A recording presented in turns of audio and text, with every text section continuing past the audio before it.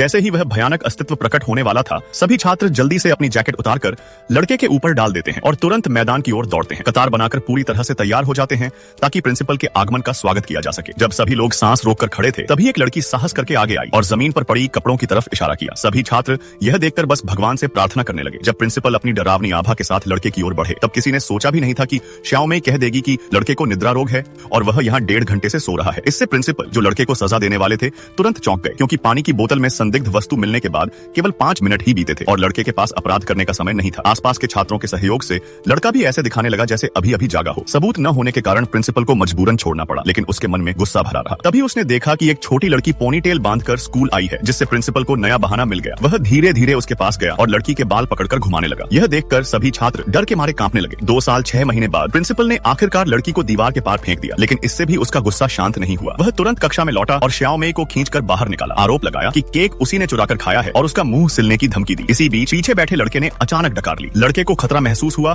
और उसने तुरंत मुंह बंद कर लिया, लेकिन गंध फैल गई। प्रिंसिपल ने सूंघते ही पहचान लिया कि यह उसी चोरी किए गए केक की गंध है। अब लड़के के पास छिपने का कोई रास्ता नहीं था।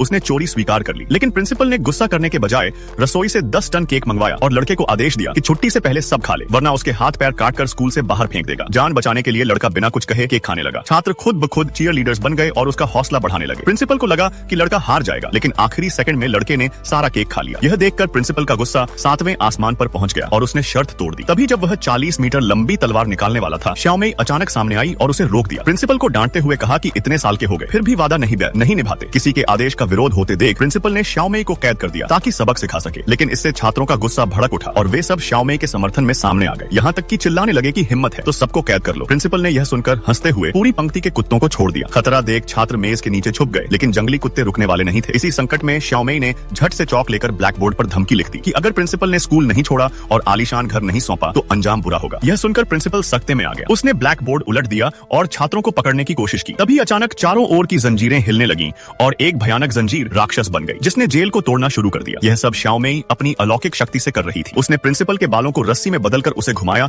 और सीधा छत से बाहर फेंक दिया। फिर छत पर फेंककर उसे स्कूल से बाहर भगा दिया। डरा हुआ प्रिंसिपल स्कूल छोड़कर भाग गया। आखिरकार शिक्षक ने अपना घर वापस पा लिया और स्कूल का नया प्रिंसिपल बन गया। इसी के साथ फिल्म समाप्त हो जाती है।